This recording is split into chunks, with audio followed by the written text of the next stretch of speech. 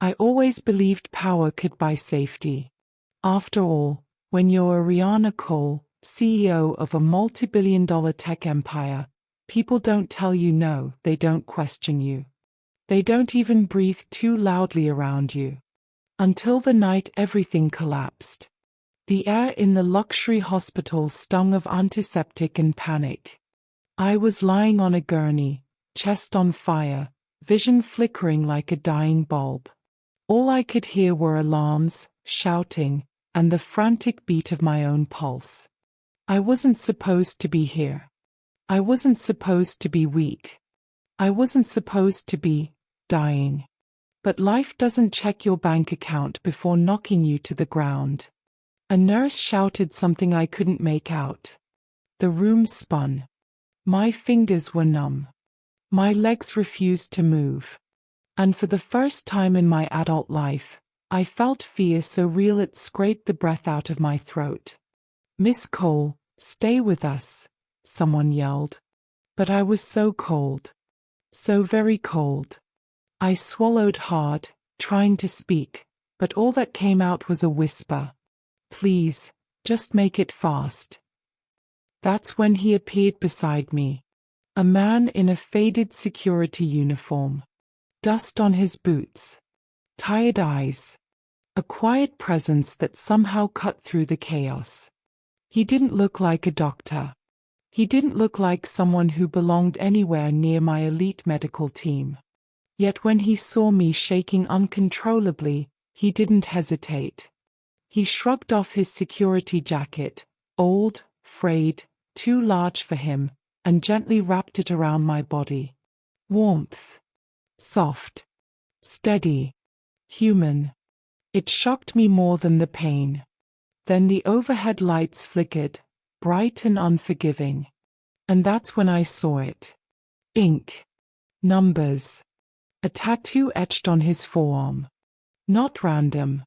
Not decorative. Combat medic numbers. Military identification. Numbers belonging to someone who had saved lives in places where people didn't come back whole. My heart stalled. Because in that instant, through my haze of pain and fear, I understood.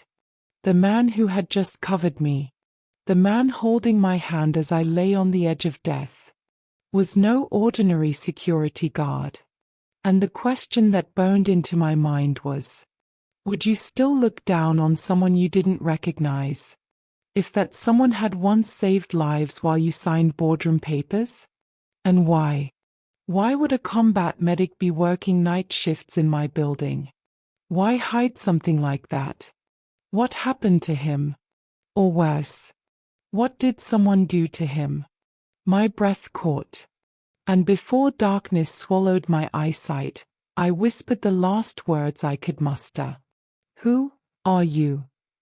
He leaned in close, voice low, steady, and devastatingly calm. "Someone who shouldn't be here. But someone who's going to save your life, whether you like it or not." And just like that, everything I thought I knew. About power. About loyalty. About the people beneath me. Was about to flip upside down. Because the truth? This night wasn't an accident. Everything that happened to me, every betrayal, every lie, every attack, was connected. And so was he. The quiet single dad with a past I was never supposed to discover. And this, right here on this hospital gurney, was only the beginning. They say the higher you rise, the sharper the knives pointed at your back. But that night, December 3rd, I learned something far more terrifying. The people you trust with your life are sometimes the same ones who want you dead. My day had started perfectly. I had just closed a billion-dollar government contract. The press called me the Iron CEO, the woman who didn't blink, didn't fold, didn't bow. But around 8:17 p.m., the first warning sign appeared. A message on my private phone, the number only 7 people had access to. "Tonight, you'll understand what it means to lose control." I frowned. Probably a disgruntled ex-employee. I had thousands. But then, 15 minutes later, the lights in my penthouse office flickered. The temperature dropped. And the emergency lockdown triggered on its own. That never happens. Not in my building. Not with my security protocols. I pressed the intercom. Security, report. No response. Security. Why is the building in lockdown? Static. That's when I felt the first wave of dizziness. Sudden. Violent. Unnatural. My hands trembled. I knew immediately, this wasn't exhaustion. Something was wrong. I stumbled toward the elevator, clutching my chest, the world tilting. My heart hammered against my ribs like it wanted out. By the time I reached the lobby, I could barely stand. Are you okay? A receptionist called out. I tried speaking, but my throat felt like sand. My lungs refused to fill. People blurred around me. Voices sounded like they were underwater. Someone screamed for help. Then I collapsed. The hospital staff said later that I had gone into acute cardiac distress. But lying there, barely conscious as they rushed me into the luxury emergency suite, I knew. This wasn't random. Someone had caused this. Someone inside my company. Someone who knew my schedule, my vulnerabilities, my location. Someone who wanted me gone. And yet, out of everyone in the building, every executive, every bodyguard, every expensive personal medic, the only person who stepped forward was him. The man in the cheap uniform. Quiet. Unassuming. Long sleeves rolled just enough to reveal those numbers. The combat medic tattoo burned into his skin like a story he'd tried to bury.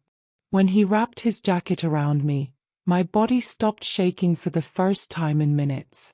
When he held my wrist to check my pulse, his movements were precise, practiced. Not panicked. Not guessing. Experienced. Too experienced. I looked at him, fighting the fog swallowing my mind. "Yo, security," I rasped. He didn't answer. "Who are you?" I whispered. He paused, jaw tightening. Not with fear. With memory. "I'm a single dad trying to stay out of trouble," he murmured. "That's all." But his eyes said otherwise. And as the gurney rolled us through the emergency doors, as lights flashed and alarms screamed, he leaned close again, voice low, unwavering. "Someone tried to kill you tonight, Miss Cole. But they're not going to finish the job. Not while I'm standing here." And something inside me clicked. He knew. He already knew. The attack on me wasn't random. It was planned. And he, the man I'd walked past hundreds of times without noticing, knew more than he should. That was when I realized. He wasn't saving me out of duty. He was saving me because he'd been waiting for this night. Waiting for the truth to come out. Waiting for revenge. But his revenge, and mine, were about to collide in ways neither of us could have imagined. When I woke again, hours had passed. The room was dim, lit only by a soft blue pulse from the monitors. Luxury suite or not, it still smelled like fear. My fear. My throat burned. My chest ached. Every breath felt like it had edges. But the moment my eyes adjusted, I saw him again. Not a doctor. Not a nurse. Not anyone who belonged in a room reserved for billionaires. Just a man in a faded security uniform, asleep in a chair beside my bed. His head tilted forward, arms crossed, shoulders tense even in rest.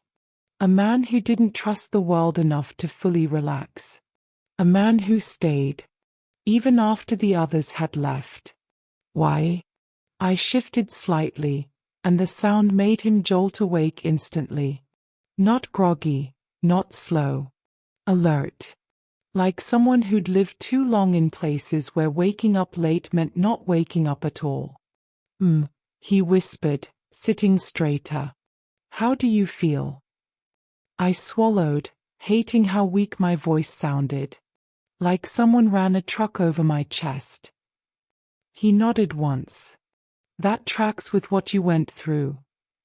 You mean what someone put me through? I countered. His eyes locked onto mine. Not surprised. Not gentle. Sharp. You know it wasn't natural. I do. Silence stretched between us, heavy, dangerous. Finally, I spoke first. You saved my life. He blinked, almost like the statement confused him. I didn't do anything special. You're lying. He stiffened, barely, but enough for me to catch it. I saw the tattoo, I said quietly. For the first time, he looked away. His jaw clenched. His fingers curled into fists against his knees. So that was the wound he'd been hiding. You were a combat medic, I continued. Trained. Experienced. You knew exactly what to do when I collapsed. He didn't deny it. He just breathed out and stared at the floor. I don't talk about that life anymore, he said softly. Why not? Because it cost me everything. His voice cracked slightly on the last word, so subtle most people would miss it. But I didn't. What's your name? I asked. He hesitated. Marcus, he finally said. Marcus Hale. Not sir. Not Not stiff or corporate. Human. And you're a single dad, I said. He tensed again, this time with something closer to protectiveness. Yeah. My son's 9. What's his name? His answer wasn't immediate. It came slowly, carefully, like the name itself was fragile. Caleb. A father who protected his child with his whole chest. That much was clear. But that still didn't explain why a man with combat medic credentials was working as a security guard in my skyscraper, on the exact night someone tried to kill me. I lifted my head slightly. Marcus, tell me the truth. Why are you really here? He exhaled. Long, heavy. Like he'd been carrying the weight for years. I didn't take this job for the paycheck. Or security. Or the building. Then why? His eyes met mine. Dark. Honest. Tired. Because someone inside your company ruined my life. And I took this job to get close enough to expose them. My breath caught. Who? The same person who tried to kill you tonight. My heart thudded in my chest, louder than the monitors. You knew this was coming. I whispered. Not exactly, he said. But I knew you were in danger. And I knew they weren't going to stop until they got rid of you. And you didn't warn me. I snapped, anger flaring. He didn't back down. I tried, he said. Every anonymous message. Every alert that security brushed aside. Every report I filed that mysteriously vanished. I tried. I froze. Suddenly, dots connected in my brain. The ignored security audits. The missing memos. The unexplained glitches. The lockdown triggered without manual access. This wasn't incompetence. This was sabotage. By someone powerful. By someone confident no one would question them. Marcus leaned forward. I didn't want to scare you until I had proof. Whoever this is, they are dangerous. They are patient. They are smart. And they want my company, I murmured. He nodded. And they're close enough to reach you. The room felt smaller. Thicker. Danger pressing against my ribs. I swallowed. Marcus, why would they target you? His jaw tightened. A storm flickered behind his eyes. Because I caught them doing something they should be in prison for. And when I tried to expose it, they destroyed my reputation, framed me for something I didn't do, and made sure no hospital would hire me again. My stomach sank. You mean? Yes, he said softly. I was blacklisted. Overnight. 1 minute I was saving lives. The next minute, I was nobody. A liability. Because of someone in my company. Yes. And you took a security job just to get close to them. 9 years, he said quietly. 9 years of rebuilding, scraping by, raising Caleb alone. And waiting. For revenge. I whispered. For justice, he corrected coldly. I want the truth exposed. I want my name cleared. I want my son to know his father isn't the monster they painted me to be. His voice trembled, barely. And now, he continued, that same person tried to kill you, Ariana. Which means you're not just collateral, you're the new target standing in the way of whatever they are planning. I stared at him, the weight of his words filling my lungs like cement. Finally, I managed.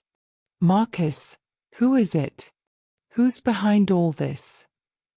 He looked at the heart monitor beside me, then at the locked door, then back at me. Ariana, he said quietly, before I tell you, you need to prepare yourself. Why? Because it's someone you trust. I slid between my ribs. Someone in your inner circle. His voice was firm. The air felt like it froze. Someone who stood next to you for years. My pulse spiked. Someone who knows your habits, your routines, your vulnerabilities. My mouth went dry. Then he delivered the final blow. Ariana, the person who tried to kill you tonight, is sitting on your own board of directors. My heart stopped. And the world shifted beneath my bed. This wasn't just personal anymore. This was war. For a long moment, I couldn't breathe. A board member. Someone I sat beside every quarter. Someone who shook my hand, smiled for the cameras, toasted champagne at company milestones. Someone who looked me in the eye and pretended loyalty, while plotting to bury me 6 feet under. I swallowed, my voice cracking as I whispered, Marcus, tell me, who on my board wants me dead? His expression changed. Not fear, not hesitation, but the expression of a man preparing to drop a truth so explosive it could shatter a life. It's not just one name, he said slowly, but one person is leading the charge. My pulse hammered. Who? He leaned closer, his voice low. Charles Merrick. The name punched the air out of my lungs. My second in command. My oldest board member. My most public supporter. The man who had introduced me on stage at the Global Tech Summit 2 weeks earlier, praising me as the visionary shaping the future. My stomach twisted violently. No, I whispered. Charles? He's been with the company since before I took over. He taught me half of what I know. He also stands to gain everything if you die, Marcus replied calmly. No, I repeated. His practically family. Exactly, Marcus said softly. That's why you never saw it coming. My head spun. Charles Merrick wasn't just a mentor. He was trusted infrastructure. A man wired into every vein of my empire. He had access to security systems, confidential files, my schedule, my worst days, my vulnerabilities, and he had been with me at every critical moment these last few months. My throat tightened. Marcus, how do you know it's him? He stood slowly, walking toward the window. The city lights reflected in the glass behind him, outlining his silhouette like a shadow cut from stone. Because, he said quietly, I saw the documents he forged. The ones he used to blame me for medical malpractice years ago. My heart slammed in my chest. What? That blacklisting? The scandal? The accusation that ended my career? It all traced back to forged signatures, faked lab results. And the person who submitted them was acting under instructions from Charles Merrick. He turned around, eyes sharp. And that was before he realized you were a threat to him too. A threat? Me? To Charles? How? I whispered. Marcus grabbed a folder from his bag. Thick. Worn. Heavy. He set it gently on my bedside table. You took power too fast. You cut dead weight. You restructured divisions he used to control. So he was angry. He was losing money, Marcus corrected. Losing influence. Losing the empire he built his ego on. My hands trembled as I reached for the folder. Marcus, what's in here? The blueprint of a takeover, he replied. The slow kind. The kind that makes you look incompetent. Weak. Sick. Erratic. The blood drained from my face. You're telling me? Yes. Marcus nodded. He's been destabilizing your credibility for months. Subtle sabotage. Undermining memos. Security lapses. False leaks.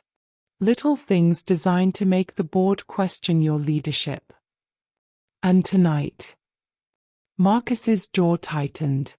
Tonight wasn't about humiliation anymore. It was about removal. My heart pounded so loudly I could hear it in my ears. He planned to finish what he started with me. Ruin your reputation. Destroy your legacy. And walk away untouched. I stared at him, feeling something hotter than fear burning in my chest. Anger. Deep. Rising. Righteous. But he didn't expect you to be here. I asked. No, Marcus said. He thought I'd been defeated. Silenced. But I've been watching him. Tracking him. Waiting. And when I collapsed. I knew it was him, Marcus finished. I knew it the second I saw your symptoms. Because they matched the first incident he blamed on me years ago. My blood turned cold. You're telling me he reused the same method? Because he thought he was untouchable, Marcus said. He covered up the first attack so well, he assumed he could do it again without consequences. And the hospital incident from your past, that wasn't your fault. He shook his head. I was framed. The patient didn't die because of my mistake. They died because someone tampered with their meds.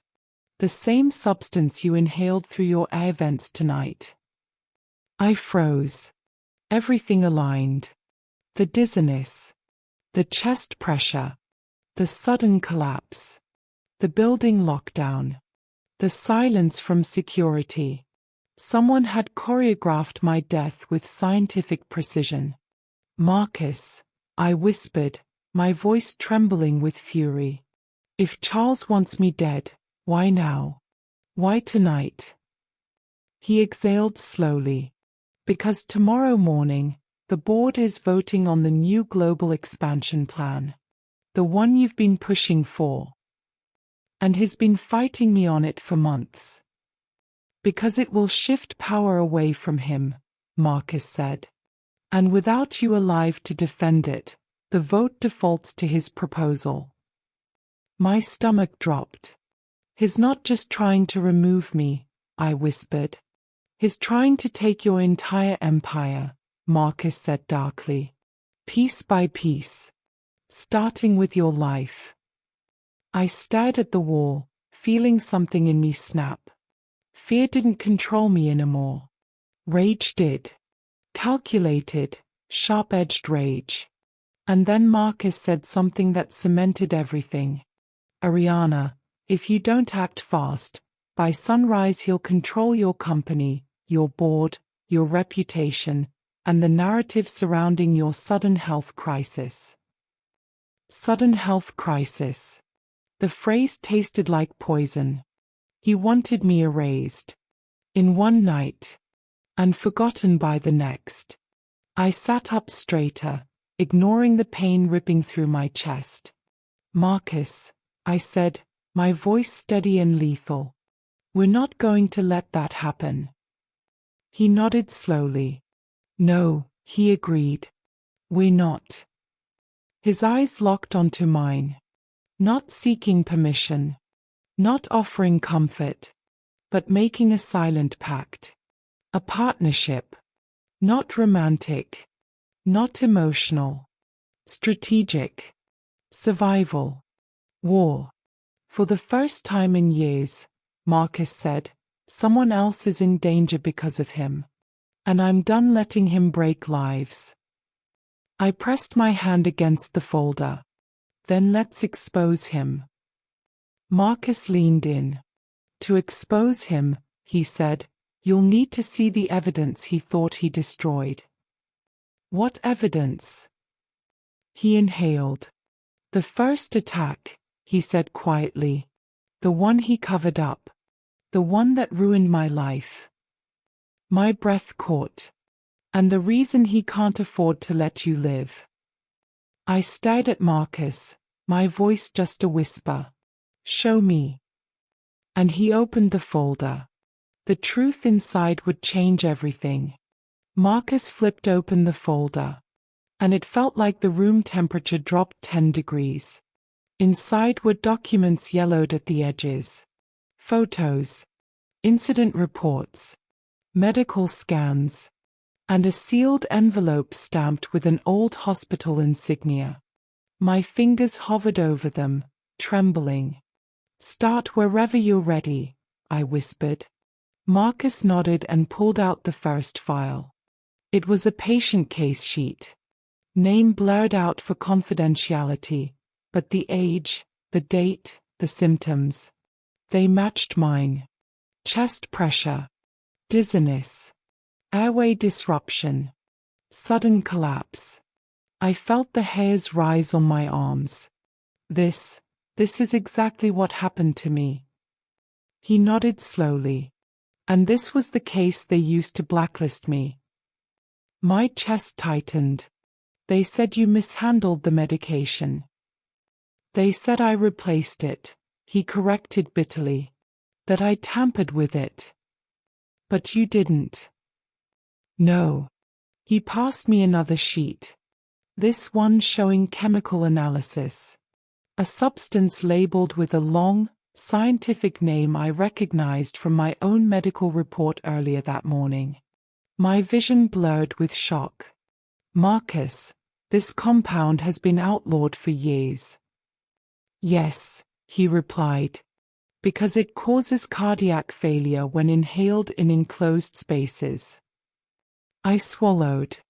And this was used on your patient. He nodded. And tonight, on you. A cold chill shot through my veins. Who was the attending board member at the hospital that day? I asked. His jaw tightened. Charles Merrick. My heart slammed painfully. No, that's impossible. Charles was on the board of Heath Grove Medical 15 years ago. Yes, Marcus said quietly.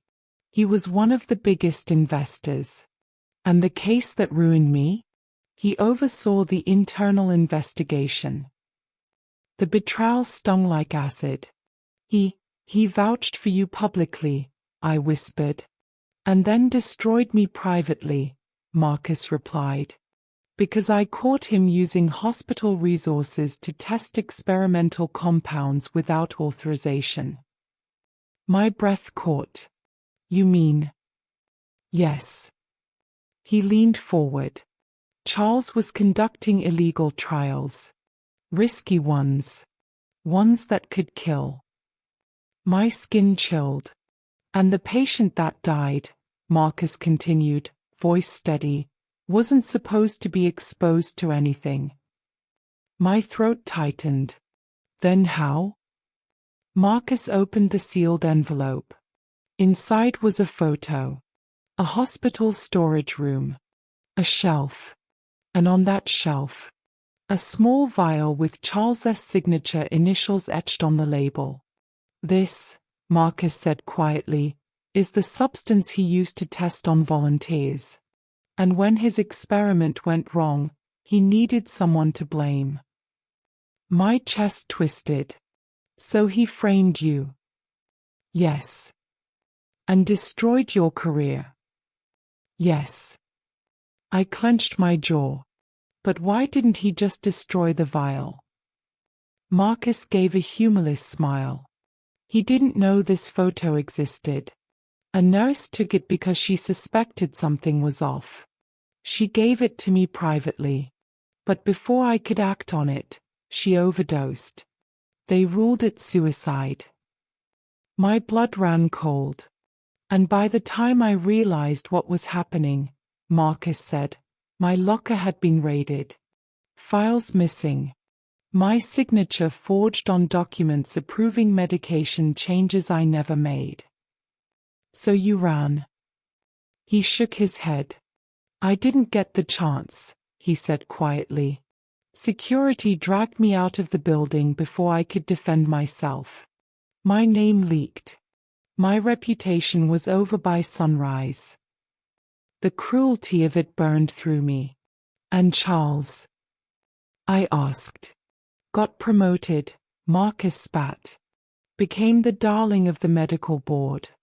Then used his new influence to get a seat on your board. My stomach twisted. How long has he been planning this? I whispered. Marcus looked directly at me. Since the day you took the position he wanted. My breath caught. You mean? Yes. He wanted to be CEO. But the board chose you. I pressed a hand to my forehead. So the supportive mentor act was a mask, Marcus finished. And for the last year, he's been setting up conditions to make you look unstable. So he could overthrow me. No, Marcus corrected, voice tight. So he could eliminate you. A cold shiver tore down my spine. And tonight, Marcus added, he used the exact same compound he tested years ago. That's why you recognized it. Yes.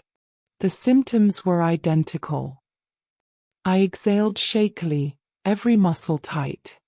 But why would he turn on me now? I asked. He's waited 15 years to take what he wants. Why tonight? Marcus reached into the folder and pulled out one more document. A printed email chain. He handed it to me. I read the subject line and my eyes widened. Unauthorized financial transfers, to be discussed at morning meeting. My heart stopped. You were going to expose him, Marcus said softly. You just didn't know it yet. I stared at the emails, my finance director reporting strange inconsistencies in the books. Missing funds. Suspicious shell accounts overseas. All connected to departments Charles controlled. I had this flagged for tomorrow, I whispered. Yes, Marcus said. And he knew that. which meant he needed to remove you before it came to light. I pressed the paper to my chest, fury boiling in my veins. So he tried to kill me. Marcus nodded. And if he had succeeded, he added, the board would assume you were under stress. Exhausted. Overworked. Meanwhile, Charles would step in as acting CEO and bury the evidence forever. I clenched my jaw. Not anymore. Marcus studied me with a steady, assessing gaze. You want revenge? I want justice, I said coldly. He tried to kill me. He destroyed your life. And he's about to steal my company. So what's the plan? He asked. I met his eyes.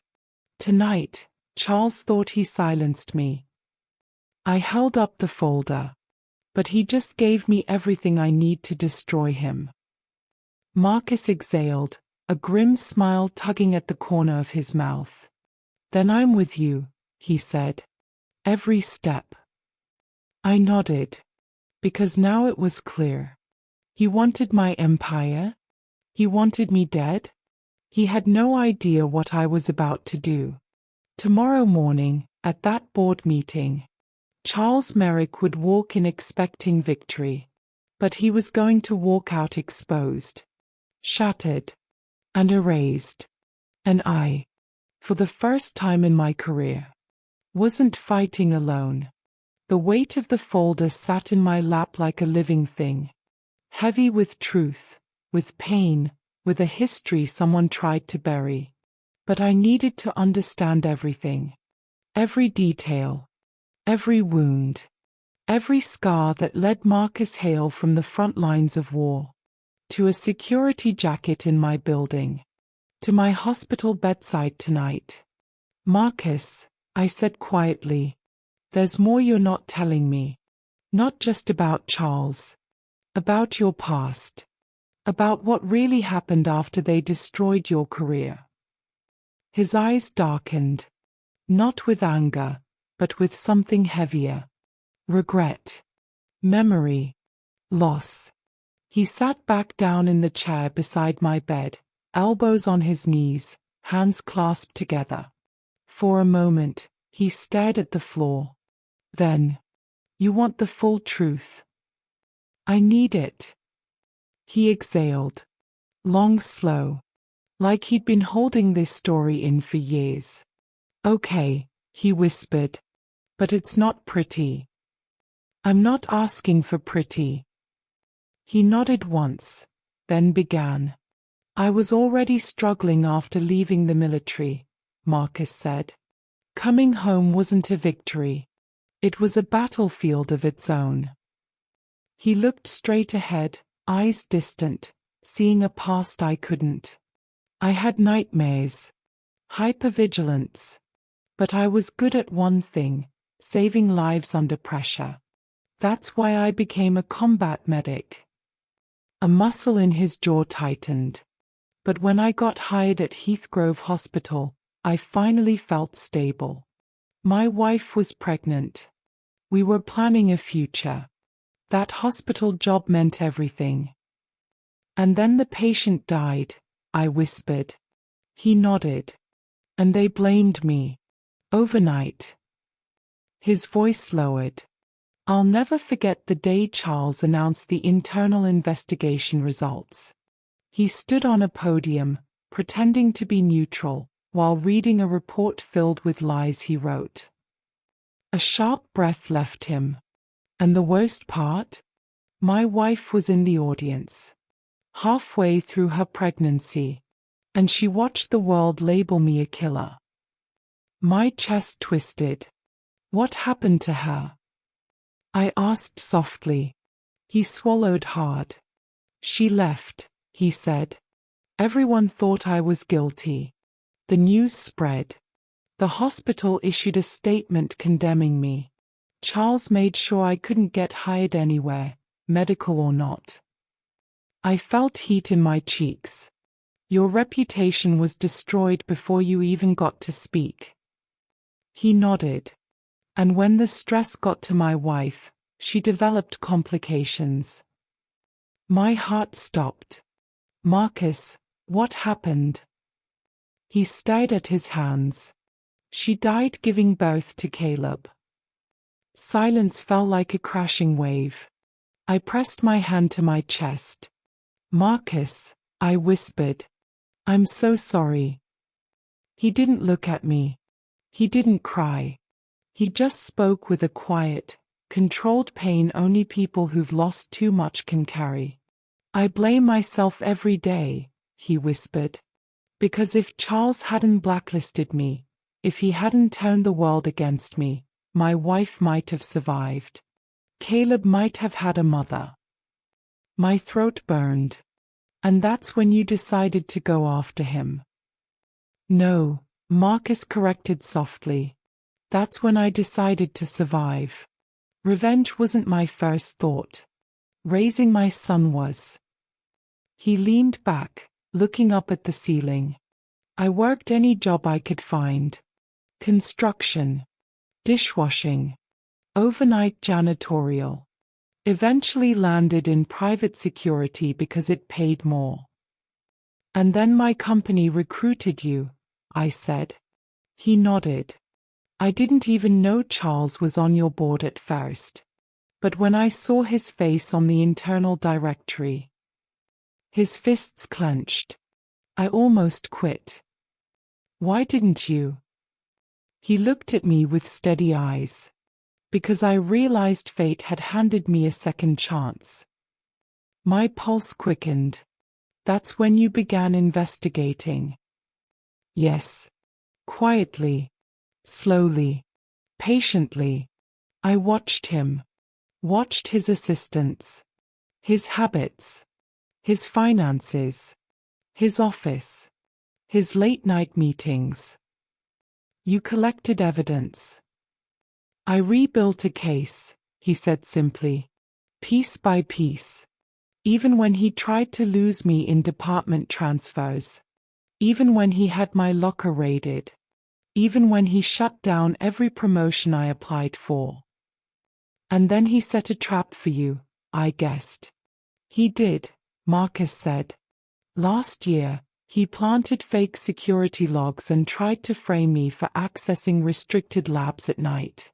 But I was ready for him that time. So why didn't you expose him sooner? He stared into my eyes. Because I needed more. I needed something undeniable. Something that could bring him down completely. And you had it. Me. He nodded. You are the only person he fears. The one with enough power to crush him. And the one person he needed out of the way. I swallowed. And tonight, he made his move. Yes. He thought you were isolated. Vulnerable. Alone. But I wasn't, I whispered. No, Marcus said quietly. You weren't. I studied him for a long moment. You didn't save me tonight just because it was your duty. His jaw flexed. No. Or because you were trained to. No. Then why? He hesitated. Not out of embarrassment. But because the truth mattered. Finally, he said. Because you're not like the others. My breath stilled. You treat the staff like human beings. You never humiliate anyone. You don't walk past people, you see them. He looked down. And because, if Charles got away with killing you, then everything my wife died believing about me would have been true. That I was powerless. That I couldn't protect the people who needed me. A sharp ache pulled behind my ribs. So saving you, he finished softly, was the first thing I've done in 9 years that made me feel like I was still worth something. I stayed silent. Not because I didn't know what to say, but because anything I said would sound too small for what he'd been through. Finally, I whispered, You didn't just save me, Marcus. You saved my future. My name. My empire. And tomorrow, together, we're taking back everything he stole. He nodded slowly. I'll stand beside you, he said. But understand something, Ariana, once we make our move, Charles will panic. He'll fight back. He's desperate. Dangerous. I'm more dangerous, I replied. He almost smiled. Then we start tonight. I straightened my posture against the pillows, the pain in my chest fading beneath a new fire. Good, I said. Because tomorrow morning at that board meeting. My voice sharpened like a blade. Charles Merrick won't be prepared for the two people walking in that room. Marcus looked at me, steady and sure. And when he falls, he said quietly, you rise. No, I corrected. We rise. For the first time tonight, hope replaced fear. Hope wrapped in steel, in strategy, in justice. And tomorrow, the empire he tried to steal would become the empire that destroyed him. I didn't sleep that night. Even after Elijah left my room, after the doctors managed to stabilize my blood pressure, after the nurses dimmed the lights and whispered that I needed rest. My mind refused to shut down. Because everything I thought I knew about power, loyalty, and danger had just flipped upside down. And now, there was only one thing burning in my chest. Revenge. Not the messy, impulsive type based on anger. No. The cold, calculated type that ruins people exactly the way they plan to ruin you. The type that rebuilds your empire back in your own hands. The type that makes the villains choke on their own traps. I stared at my hospital window, watching Lagos city lights flicker like a warning. If you don't fight back now, they will finish you. My CFO, my COO, the board members who smirked behind my back. They all thought I wouldn't survive the night. They thought the accident they arranged, the brake failure, the poisoning disguised as overwork, would end me. They wanted me dead. And the only reason I was still breathing was the security guard they underestimated. The single dad with combat medic tattoos who saved me twice in one night. Elijah. His presence lingered in the room even after he left. Calm, controlled, watchful. And that's when the idea formed. A dangerous idea. A brilliant idea. One that made my pulse settle, my fear vanish, and my CEO instincts ignite again. I needed him. Not as security. Not as a guard. Not even as a former soldier. I needed him as the one person I could trust in a building full of traitors. And my revenge plan began exactly at 5:42 a.m., when he knocked on my door lightly and stepped inside. His voice was low. You didn't sleep. I didn't need to, I replied, lifting my head. Because I figured out what I want. He raised an eyebrow. Which is? I took a breath. Elijah. I want to take my company back. And I want to expose every single person who tried to kill me. He didn't flinch. He didn't gasp. He didn't ask for details. He simply nodded like he already expected this. Tell me what you found, he said, stepping closer. That's when I showed him the evidence. Not with flashy drama, but with simple, terrifying clarity. The altered medical reports. The brake system damage logs. The forged board signatures. The hidden bank transfers. His jaw tightened. This wasn't sabotage, he said slowly.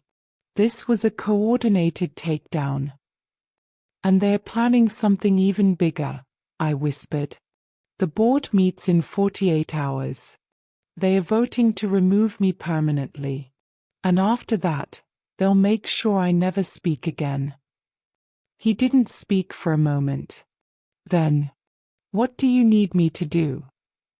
I looked him dead in the eyes. Help me stay alive long enough to walk back into that boardroom. He exhaled, not with fear, but with acceptance. Then we start now, he said. But first, I need to tell you something. He stepped closer, not threatening, but serious enough to lock the air in my lungs. I didn't just happen to be in that hallway, he said quietly. I was watching you. Because someone paid me to follow you. My entire body went cold. Paid you? I whispered. Yes, he said. But not to harm you. To protect you. My heart slammed so hard I felt it in my throat. Who? I managed to ask. Elijah leaned in slightly. Your father. I froze. My father, the man who died 8 years ago. The billionaire who built the empire before me. The man who left behind a secret fear. Someone will come for you one day. Elijah, I whispered, barely able to breathe. How do you know my father? He didn't blink. I served under him. In a classified humanitarian operation abroad. He saved my life. I made him a promise.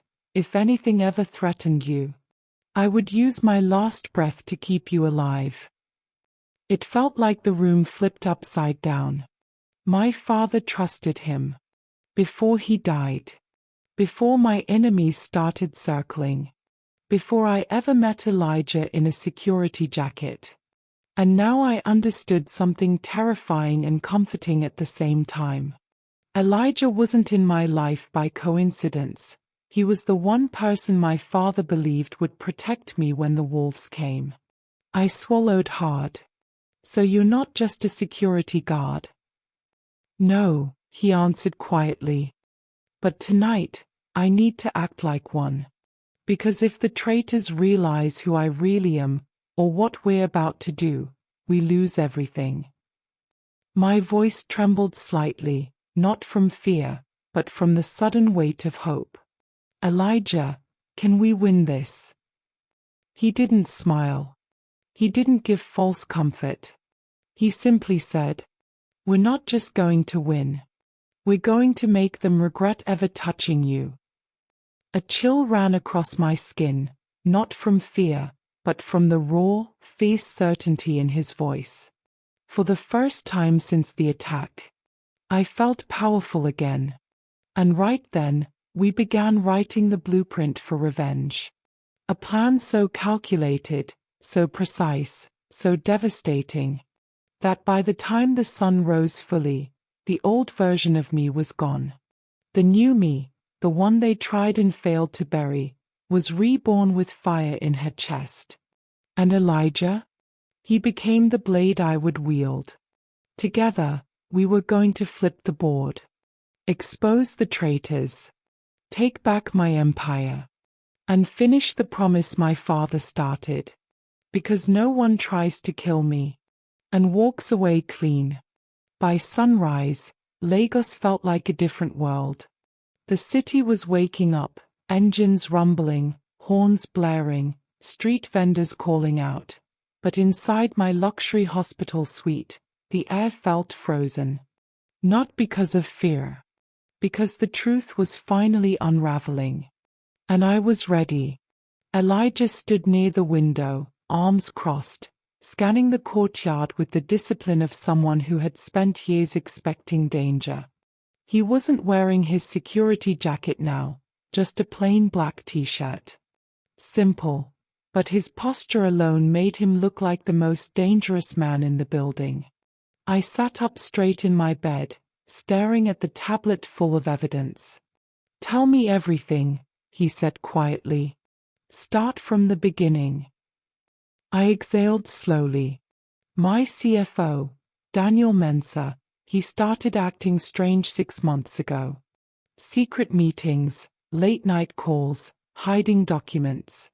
At first, I thought it was stress. Elijah didn't react, just listened. But then the audit reports started coming back with numbers that didn't match. Funds disappearing. Shares being shifted through shell companies. I paused. I confronted him. And? Elijah asked. He smiled, I whispered. Like he wasn't scared. Like he knew something I didn't. Elijah's jaw tightened slightly. That's when the attack started, I continued. The brake failure. The poisoning disguised as overwork. The internal emails I never sent. He wants me removed. Not fired, erased. Elijah walked closer. And he isn't working alone. No, I said. He had help. Someone inside my home board. Someone with access to my schedule. He nodded. Then it's your COO, he said simply. I blinked. How do you know? Because I saw her, he replied. Last night. She came to the restricted floor pretending to check your chart. But she didn't go near your chart. She went near your 4 bag.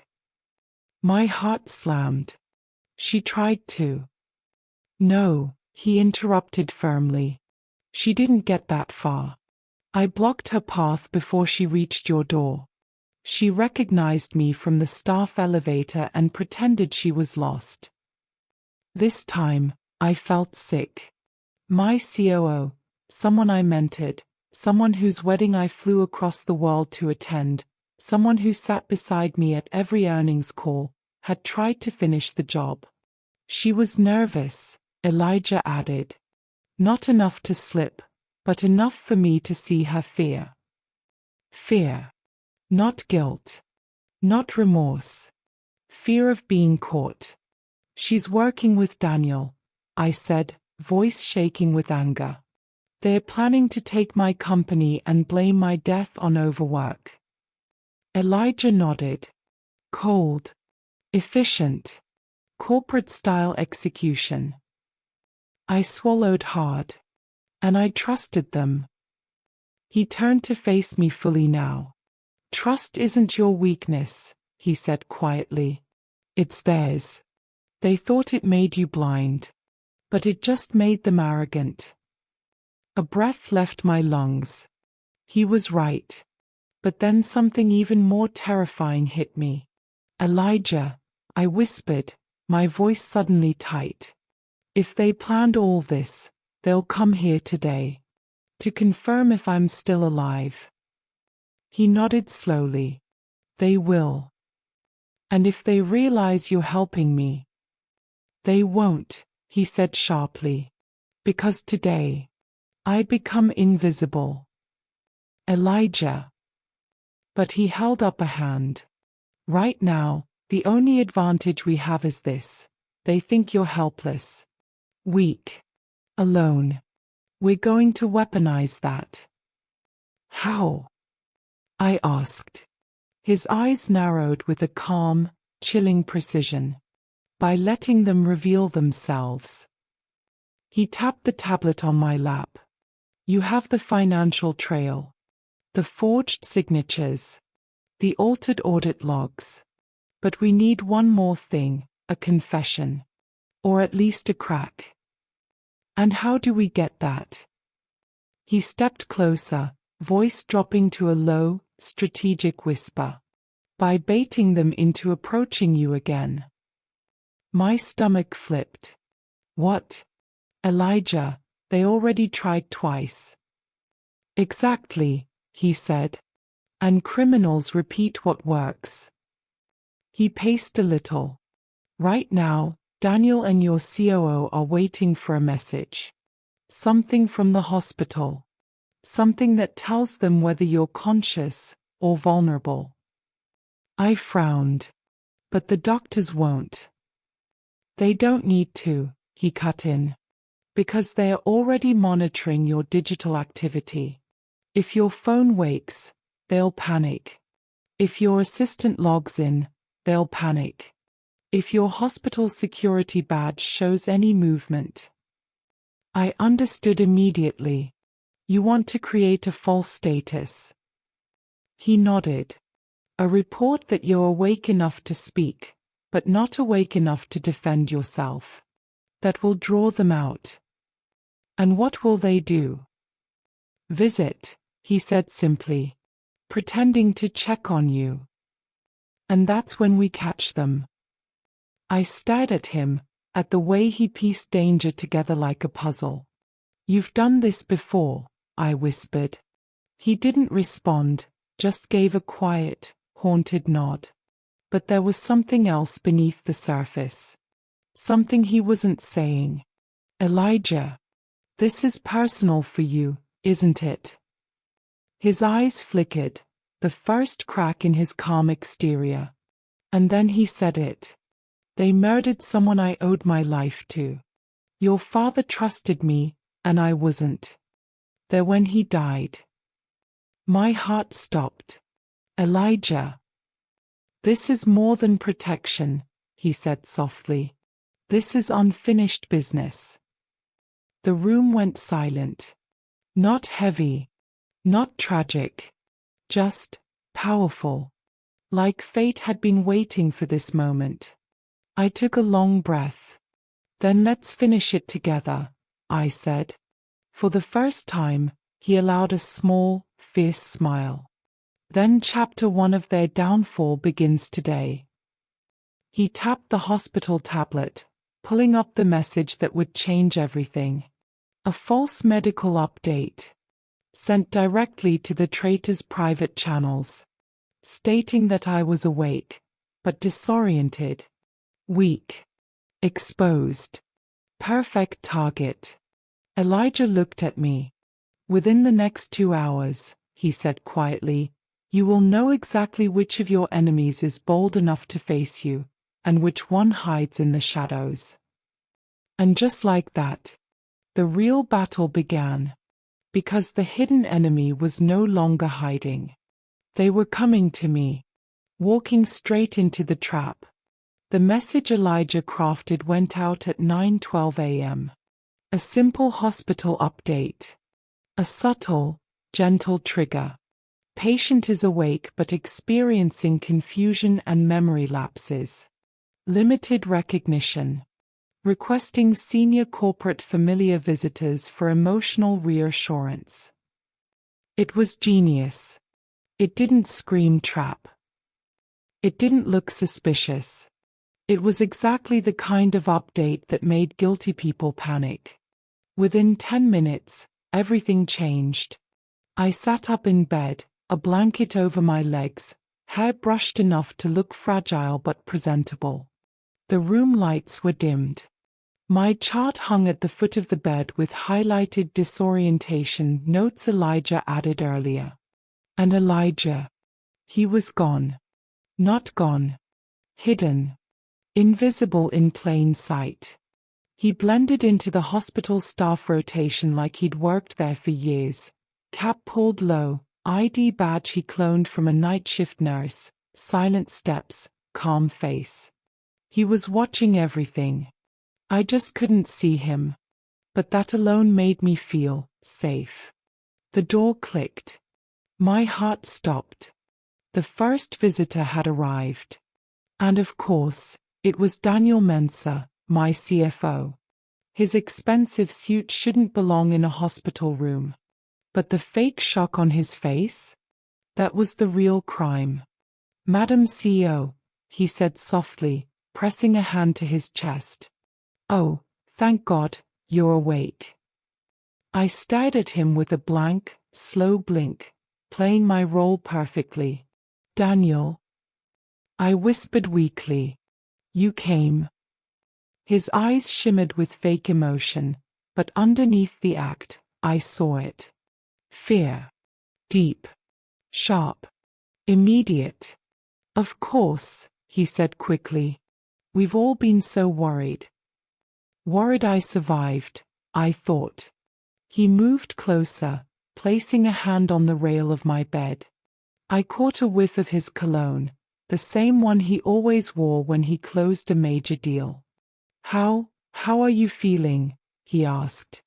I tilted my head slightly. Confused, I murmured. Everything feels blurry. He exhaled. Relief? Calculation? Both? That's normal, he said soothingly. You've been through a lot. But don't worry. I'm here. The company is safe. Safe? He meant under his control. I watched every micro-expression on his face. The darting glance toward the four-stand. The sigh of relief when he saw the weak posture I held. The subtle tension melting from his shoulders as he realized I wasn't accusing him. Not yet. He leaned in slightly. If there's anything you need, anything at all, just tell me. I smiled faintly. Answers, I whispered. His face froze. But before the tension could spark, the door opened again. And this time, I nearly lost my breath. My COO, Angela. Tall, polished, confident. But her eyes, those betrayed everything. The moment she entered, she froze mid-step. Not because she saw me, but because she saw Daniel already in the room. For half a second, her mask slipped. Shock. Panic. Suspicion. Then, she smiled. Too fast. Too bright. Oh my goodness, she said dramatically, rushing to my bedside. You're awake. Thank heavens. She squeezed my hand. Too tightly. I flinched. Her eyes flickered, victory or warning, I couldn't tell. Angela, I whispered softly. It's good to see you. Her gaze scanned the room. Every corner. Every shadow. She was searching for the very thing she feared. The person who stopped her at my door last night. She didn't know it was Elijah. She didn't know he was still here. But she could feel something. Daniel cleared his throat. We were discussing her recovery. I wasn't told you were coming, Angela cut in sharply. And I wasn't told you were on this floor, he replied. Their eyes locked. And instantly, I saw it. The truth. They didn't trust each other. They were partners, but not equals. They were co-conspirators, but rivals. Just like every snakes in suits alliance I'd ever studied. Where there is shared crime, there is hidden betrayal. Angela forced a smile again and turned to me. We'll get through this, she said. Together. Just rest. Don't think too much. Odd advice to give the woman you tried to eliminate. I gave a small nod. Maybe you can tell me what happened. I whispered.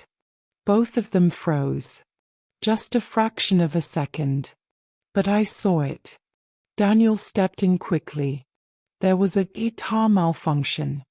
The doctors said you overworked, Angela interrupted. You blacked out from exhaustion. They hadn't even practiced the same lie. I tilted my head, letting my voice tremble. So, nothing suspicious. Daniel swallowed. Of course not. Angela nodded fast. Nothing at all. I let silence hang in the air. Uncomfortable. Heavy. Calculated. Then I smiled faintly. That's good, I whispered. Because I'm starting to remember things. They stiffened. Perfect. Before I could continue, a nurse suddenly opened the door to check my vitals. But I knew that walk. Those shoulders.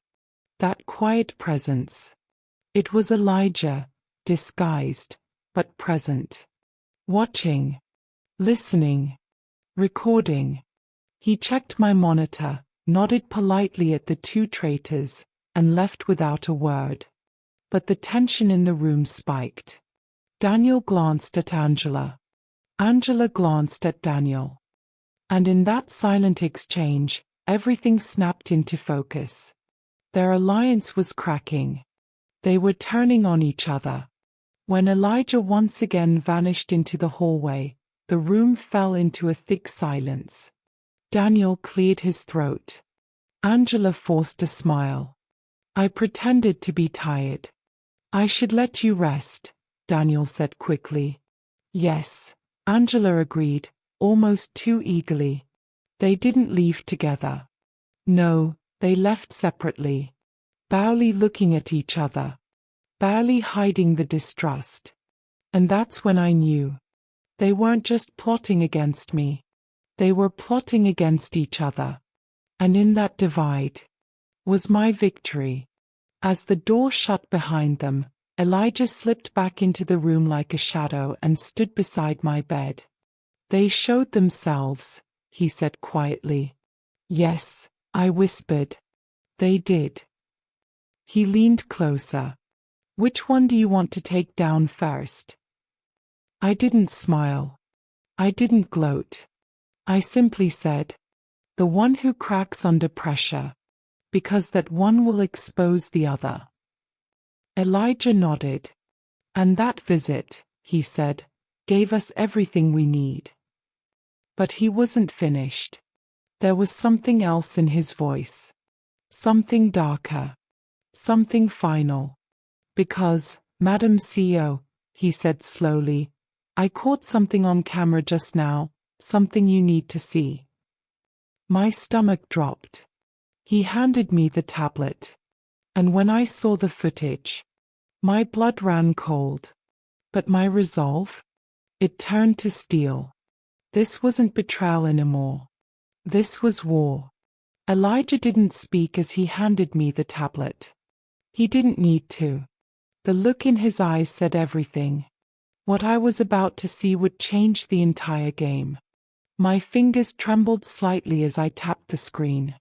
The video opened instantly. Hospital hallway footage Elijah secretly captured through a device so small it could hide under a badge clip. At first, the hallway looked empty. Then, the elevator doors slid open. And in stepped Daniel. His suit immaculate. His expression carefully composed. He checked both directions, then adjusted his tie, a nervous tick I'd seen 100 times. But that wasn't the part that shattered me. The next 10 seconds were. Because as Daniel walked toward my room, another figure appeared behind him. Angela. She stepped out of the same elevator. Close. Too close. Like they'd arrived together, but didn't want anyone to know. My breath hitched. I watched as Angela glanced down the hall, pretending she didn't see Daniel. But then, she reached into her designer purse. Pulled something out. A folded slip of paper. She slid it into the side pocket of Daniel's suit jacket. He flinched at her touch, but didn't remove her hand. And for one terrifying second, they weren't co-workers. They weren't rivals. They were something else. Something deeper. Something personal. Something dangerous. The video had no sound, but their body language screamed volumes. Angela whispered something. Daniel scanned the paper and nodded sharply. Then, they split. Pretending they had arrived separately. My stomach twisted. I rewound the clip. Elijah stayed silent, letting me process the storm unraveling inside me. I zoomed in on the slip of paper Angela had slipped into Daniel's pocket. The camera wasn't high resolution enough to read the text. But Elijah paused the footage mid-frame. Look closer, he murmured. And that's when I noticed it. The symbol at the top corner. A circle. Split in half. With a slash through the middle. My blood ran cold. Because that symbol wasn't random. It belonged to a private investment syndicate, one infamous for hostile takeovers. A syndicate my board had sworn never to collaborate with. A syndicate powerful enough to erase CEOs from the business world as if they'd never existed. Elijah, I whispered. She's working with them. Yes. And she brought Daniel in. Yes. And that means. Yes. His voice hardened. They were never planning to keep you alive. Not after the vote. You would have been removed from every document, every ledger, every trace of ownership. My mouth went dry. This wasn't just about taking my company. They wanted to erase my legacy. My father's legacy. Our entire empire. They weren't working alone, Elijah added. They are backed by something bigger. Something organized. I stared at the screen. Angela and Daniel, slipping messages. Coordinating lies. Completing each other's sentences. And with that symbol, they had protection, funding, power. I inhaled shakily. All this time, while they smiled in my office, while they ate at my table, they were planning to steal everything. Elijah nodded slowly. And if they succeed, they'll come after anyone loyal to you. Which includes your staff, your family, your name. A fire ignited in my chest. Not fear. Not despair. Something far sharper. Something far more powerful. Determination. Elijah, I said quietly, we need to know what's in that note. He stepped back, tapping the tablet. I thought you'd say that. He pulled up the next clip. A different angle. This time, from a tiny microcamera he had placed in the ceiling light earlier that morning. In the new angle, something I missed before became clear. When Daniel read the note, he whispered something under his breath. Something the camera did pick up. A single sentence. Barely audible. But enough. Elijah increased the volume. And the words echoed through the room like a gunshot. Meet in the morgue hallway at 3 p.m. Final instructions. For a moment, I couldn't breathe. The morgue. They chose the one place in the hospital no one monitors closely. Where security cameras were scarce. Where witnesses avoid. Where silence lives. And they planned to meet there. To finalize whatever plan they were using to end me. Elijah, I whispered. They're meeting today. Yes. At 3 p.m. Yes. I swallowed, my voice sharpening. Then that's where we end this. He didn't hesitate. Exactly. His presence filled the room like a shield. Steady. Unbreakable. Relentlessly calm.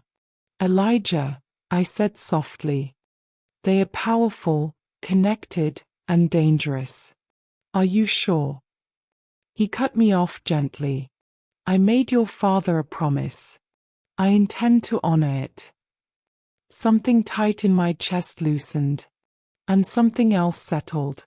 Trust. Not blind trust. Earned trust. The kind forged by truth. The kind forged by survival. I looked at the footage one last time, at Daniel and Angela, pretending innocence, plotting treason, arranging my downfall in whispered conversations. My fingers curled around the blanket. They think I'm weak. Good, Elijah said. Let them. They think I'm scared. Let them. They think I'll never see what's coming. He leaned in slightly. Let them think they've already won. I exhaled, shaking away the last remnants of fear. 3 p.m., I whispered. Yes. That's when everything changes. Elijah nodded. That's when we take back your empire. I never imagined I'd willingly walk into a morgue. Not in my entire life. Not even for a story like mine. But that day, at exactly 3 p.m., something inside me pushed me forward like I was being pulled by an invisible rope. Fear, adrenaline, truth. They all collided in my chest as I pushed through the heavy metal doors. The cold air slapped me first. Then the silence. A silence so deep it felt like stepping into another world. I swallowed hard. The fluorescent lights above flickered, humming slightly, like they were whispering warnings I didn't understand yet. A woman in a white lab coat looked up from a desk. "Can I help you?" she asked politely, though her eyes were tired, the kind of tired that comes from seeing too much. "Yes," I said, my voice shaking despite how hard I tried to control it. I need to confirm something. About a ear case." She eyed me, then nodded slowly, as if already knowing my story was complicated. "What's the name?" she asked. I hesitated, breathing in that cold, sterile air. Even saying his name out loud felt dangerous now. I whispered it. Her eyes widened, just slightly. Not shocked. Not confused. Recognizing. She turned and walked deeper into the hallway, motioning for me to follow. My footsteps echoed as if someone else was walking right behind me. I didn't dare look back. We stopped at a door with frosted glass. "Are you sure you want to see this?" she asked gently. "No," I said truthfully. "But I have to." She pushed the door open. Inside, the room was colder. Still. But there were no scenes. Nothing graphic. Just a metal table and a file. Just a file. She placed the file in my hands. "You might find your answers here," she said before stepping out and leaving me alone. For a moment, I just stood there, breathing. My hands trembled as I opened the file. And that's when I saw it. The timestamp. The signature. And the report. But what hit me hardest wasn't the details. It was the discrepancy. The official record claimed one thing. But the surveillance footage we had discovered in Chapter 9 said something very different. And then I saw it, a name scribbled on the corner of the page, like someone had added it in haste. A name I knew. A name I trusted. A name I never expected to be tied to this place. My stomach twisted so sharply I had to steady myself against the table. Why would they be connected to the morgue? What were they hiding? What had they done? As I turned the page, another photo slipped out, a blurry image, barely visible, stamped with a date I recognized immediately. The day everything in my life began to fall apart. My breathing quickened. My vision blurred slightly. Every clue, every lie, every unanswered question, it all led back to this moment. To this cold room. To this file. To them. Footsteps echoed outside the door. Slow. Measured. Approaching. I stiffened. Someone else was here. Someone who wasn't supposed to be. The door handle turned. And the person who stepped into the room, the person who saw me holding that file, was the last person I ever expected to see inside a morgue at 3 p.m. They froze. I froze. And in that stillness, I understood one terrifying truth. They knew. They knew I had finally uncovered the piece they never wanted me to find. The moment the door swung open, time froze. I didn't breathe. I didn't blink. I didn't even move a finger. Because standing there, in the doorway of the morgue, was someone I had known my whole life. Someone who should never have been connected to this investigation. Someone who had always pretended to be on my side. Someone I trusted.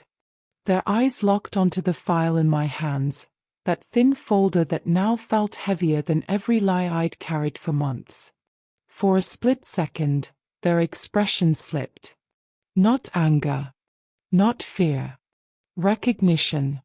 And guilt. They quickly forced a tight smile. You shouldn't be in here. Their voice tried to sound calm, but I heard it, that tiny tremor hiding under the words. That's when I knew. They were hiding something. Something huge. My mouth went dry. What are you doing here? I could ask you the same thing, they said, stepping into the room and closing the door behind them. That tiny click of the lock made my heart jump. I stepped back instinctively, clutching the file against my chest. They sighed. You're digging into things that were never meant for you. Every word tightened the knot in my stomach. I stared at them, trying to understand. How are you involved in this? I whispered. They didn't answer. Not directly. Instead, they walked to the metal table and tapped their fingers on it, eyes drifting to the file like it was a bomb waiting to explode. You saw the footage, they said quietly. It wasn't a question. It was confirmation. My pulse quickened. So you knew? All this time? They inhaled sharply, like they were wrestling with themselves. Finally, they said, there are things you don't understand. Things that can't come out. I tightened my grip on the file. I deserved to know the truth. No, they snapped, too quickly, too sharply. Then their tone softened again. No, you deserve to be safe. That word, safe, sounded more like a threat than reassurance. They took a step closer. I took one back. Their eyes flicked to the file again. You need to hand that over. I shook my head. Not until you tell me why your name is all over this report. Their jaw clenched. That was it. The reaction they couldn't hide. They looked down, exhaled shakily, then lifted their gaze. But this time, there was no mask. Only exhaustion. And a secret that was eating them alive. You weren't supposed to find that, they admitted, voice low. No one was. I swallowed hard. So what does it mean? For a moment, they didn't speak. Then, with a heaviness that felt like the room itself was collapsing, they said, it means the person you thought was gone, might not be. My whole body went cold. What are you talking about? I whispered. They stepped even closer, lowering their voice like the walls had ears. You need to listen to me carefully, they said. Because after this, nothing in your life will make sense anymore. Their hand hovered near the file, but they didn't take it. Instead, they leaned in. And they told me something that made my knees almost give out. The report was altered. The footage was real. And the person responsible isn't who you think. I felt my breath catch. My hands shook. The file seemed to pulse in my grip, like it was alive. Then who? I croaked. They hesitated, and in that hesitation, I saw a storm of fear inside them. Finally, they whispered, it's someone close to you. Someone closer than you can imagine. My heart thudded painfully. Closer than this person? Closer than the one standing in front of me? Before I could speak, footsteps echoed in the hallway again, faster, heavier. Their expression changed instantly. Panic. We don't have time, they said urgently. You need to leave. Now. And take the file with you. What about you? I asked. They shook their head. I'll distract them.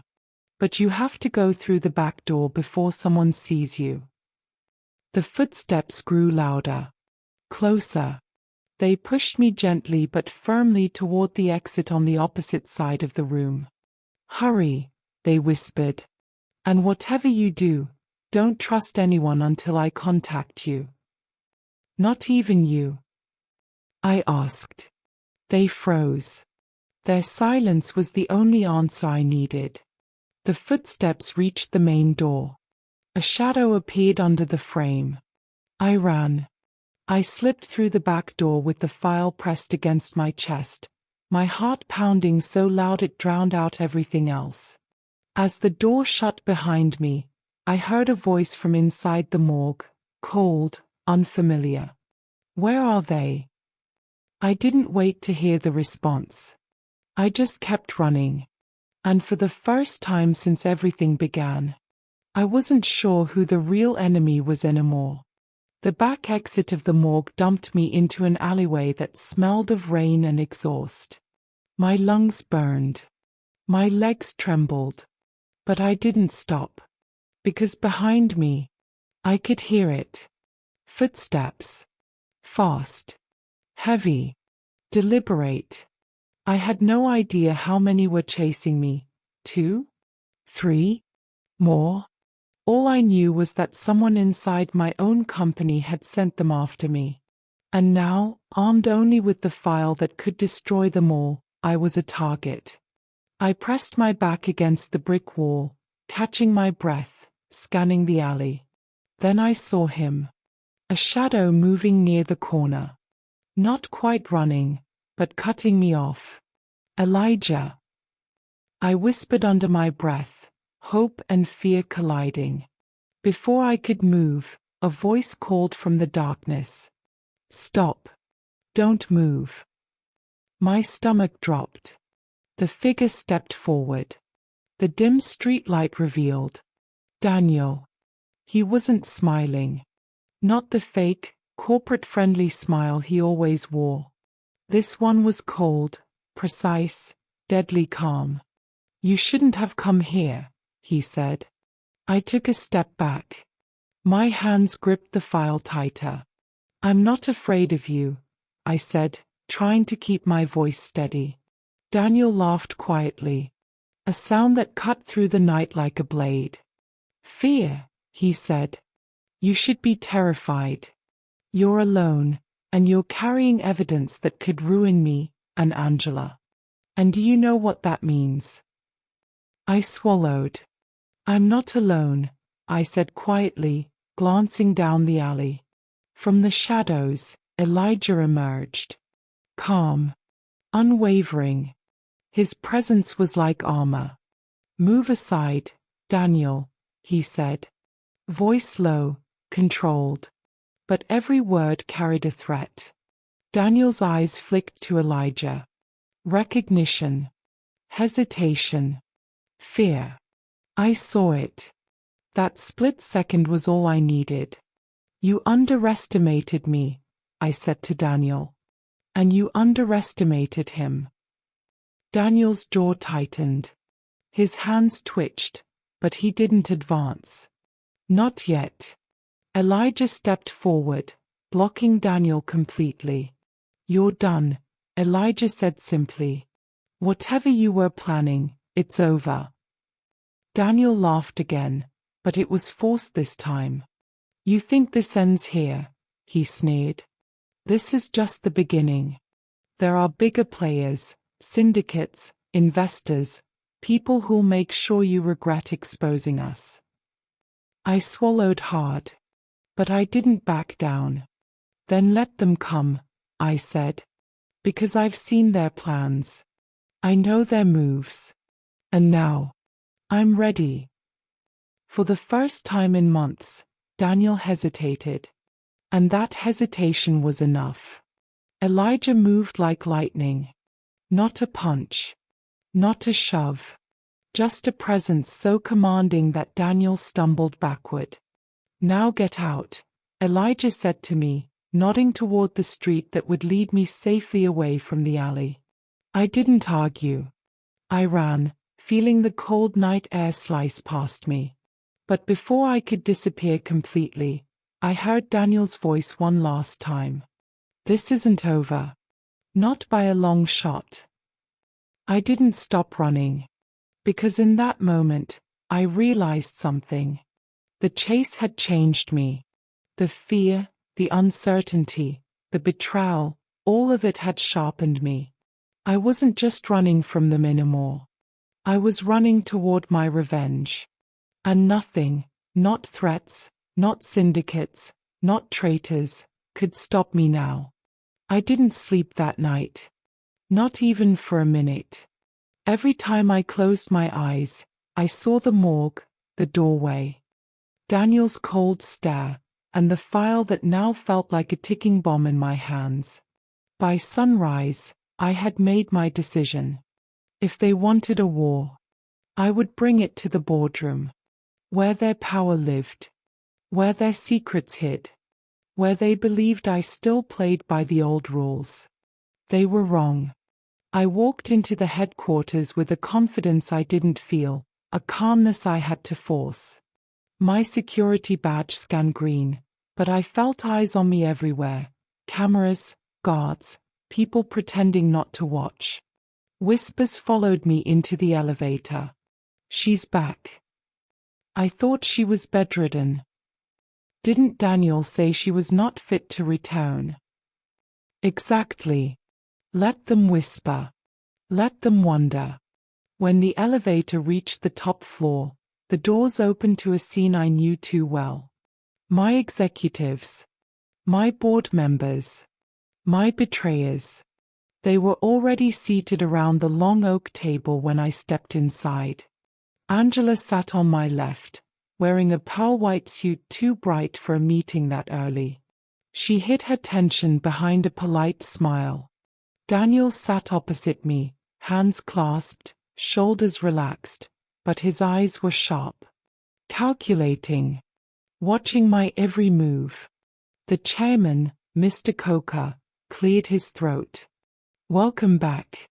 We're surprised you're here. That was the first lie of the day. I placed the file on the table, and the room fell silent. Angela's eyes flicked to it, and I saw her composure crack. Just a hairline fracture, but enough. Daniel's jaw shifted. Good.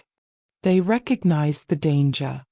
I called this meeting, I said, because I've discovered something that threatens the integrity of this entire company. Daniel leaned back, pretending to be unbothered. Oh? And what might that be? I smiled. A slow, deliberate smile. Fraud. Internal sabotage. Collusion with outside syndicates. Angela stiffened. Mr. Coker blinked rapidly. Those are extremely serious accusations. I know, I interrupted. Which is why I brought evidence. I slid the file a few inches forward. No one dared touch it. Angela cleared her throat. This feels accusatory, Anne. Good, I said. It should. Her voice faltered. Daniel finally spoke, smoothly, almost casually. We all know you've been under stress. Recovery can affect perception. Perhaps you're reading too much into. My hand slammed flat on the table. The sound echoed through the boardroom. Don't gaslight me, Daniel. For the first time, he froze. This, I continued, tapping the file, contains footage of unauthorized lab access, altered reports, and financial transfers involving offshore accounts. Angela inhaled sharply through her nose, a trapped sound. I'm giving this board one chance, I said. One chance. Mr. Coker leaned forward. A chance for what? To choose a side. Silence. Then Daniel laughed softly. So, this is a power play. Yes, I said simply. But not mine. Their confusion lasted 3 seconds. Because I reached under the table and pressed a button Elijah had given me. The projector flickered on. The lights dimmed. And suddenly, the footage appeared. Angela gasped. Mr. Coker's face drained of color. Because on the screen, clear as daylight, Daniel and Angela were in the restricted lab together. Not by accident. Not by coincidence. Working. Talking. Entering codes they had sworn they never knew. Daniel's confidence shattered. Angela grabbed her necklace like she needed something to hold on to. Impossible, Daniel whispered. That footage was supposed. He stopped. Too late. Everyone heard the slip. I mean, that's not us. The angle is. Daniel, I said calmly, stop embarrassing yourself. A board member covered her mouth. Another whispered, my God. Someone near the window whispered, is this why the investors pulled back last quarter? Angela stood abruptly. This is taken out of context. Sit, I said. She did. Not because she wanted to, but because she was caught. The chairman finally spoke. We need to suspend both of them pending full investigation. Daniel rose to his feet. You can't do this. Oh, I can, I said. And I will. He looked at me one last time, fury and fear twisting behind his eyes. This isn't over. It is, I said. For you. 2 security officers stepped inside, summoned earlier, given quiet instructions. Daniel Algundal. Angela Hart. You are hereby relieved of duty pending federal review. Angela burst into tears. Daniel didn't move. He simply stared at me. Long. Cold. Silent. And that silence said everything. They left the room escorted by security. The door closed behind them. And for the first time since the night in the luxury hospital, I breathed. But my heart didn't celebrate. Because as the board murmured, whispering about criminal charges, public statements, media crises, I kept staring at the empty doorway, thinking about the person who warned me. The person who said someone closer than I imagined was involved. And the sinking feeling in my stomach told me. The real enemy hadn't been revealed yet. Not even close. The boardroom cleared. Daniel and Angela were gone, escorted into the harsh fluorescent lights of scrutiny and security. And yet, I couldn't relax. Elijah's warning echoed in my mind. The real enemy is someone closer than you think. I returned to my office, the file clutched in my hands, scanning every line. The financial manipulations, the off-books communications, the syndicate symbols, it all pointed to Daniel and Angela, yes. But there was something subtle I hadn't noticed. A signature. Tiny. Almost invisible. It wasn't Daniel's. It wasn't Angela's. It was mine. Not mine literally, but someone had forged it convincingly, someone who knew the rhythm of my signature better than anyone. And when I checked the contact logs and email headers, the name made my stomach drop. Renee Caldwell. My trusted personal assistant. My right hand for years. The one person I had confided in more than anyone else in the company. The betrayal wasn't just shocking. It was personal. I couldn't believe it. But the file didn't lie. Elijah didn't lie. Renee had orchestrated everything from behind the scenes, making Daniel and Angela the visible pawns while she controlled the real moves. I exhaled, the cold reality settling over me. Elijah appeared behind me, silent as ever. She's smart, he said. Smarter than you realized. But smart isn't invincible. I nodded, determination replacing disbelief. It ends tonight, I said. I called a private meeting under the guise of a corporate emergency. Renee arrived, radiant and composed, unaware I already knew the truth. Her smile was warm, her demeanor professional, and yet I could see the tension beneath it. A single twitch of her eyebrow, a flicker of hesitation. "Thank you for coming," I said. "I wanted to discuss the recent security and financial discrepancies." Her smile faltered slightly.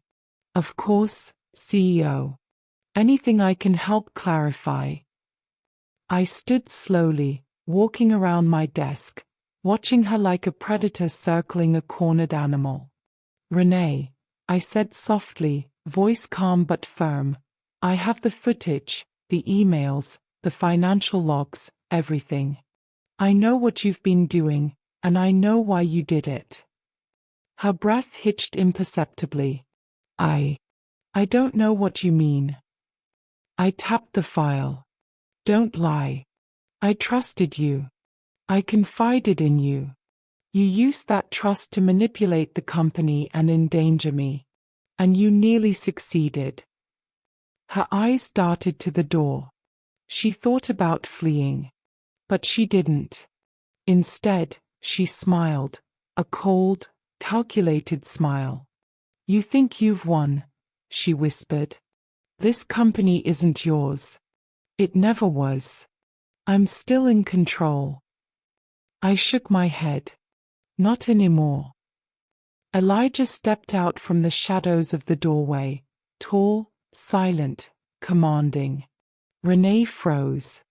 "You underestimated us," I said. "And now, you're exposed." Her face paled.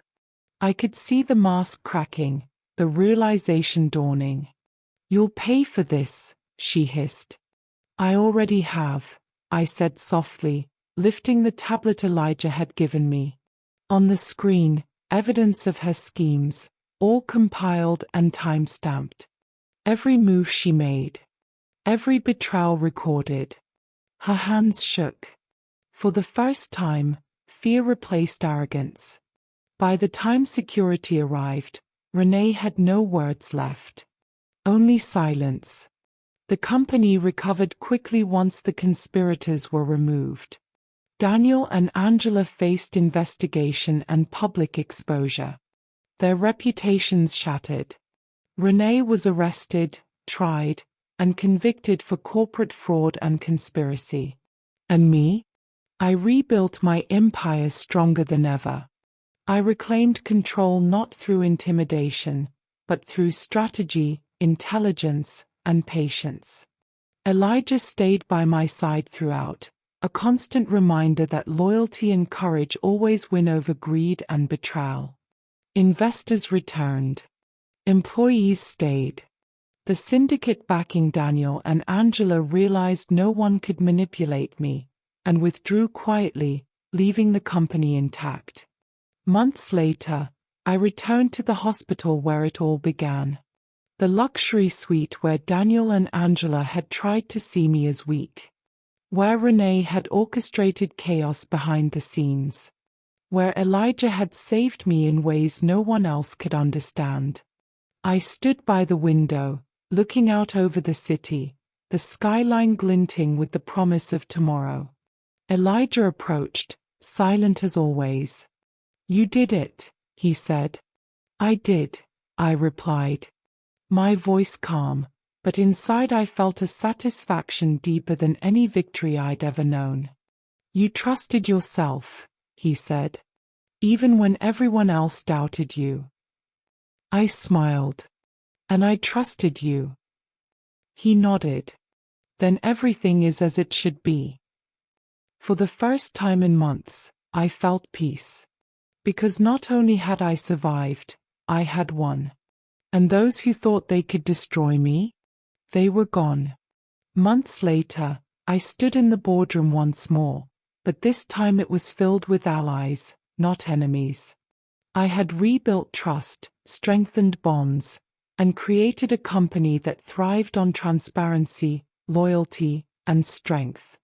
And as I looked at Elijah, I realized, the man in the security jacket, the quiet single dad who had saved me in my darkest hour, had changed everything. Not just my life, but my perspective. Because power isn't measured by wealth or influence. It's measured by courage, loyalty, and knowing exactly who's truly on your side when the stakes are highest. And as the sun set over the skyline, I finally whispered to myself, let them all remember, never underestimate the woman who refused to be broken. The empire was mine, and nothing could ever take it from me again.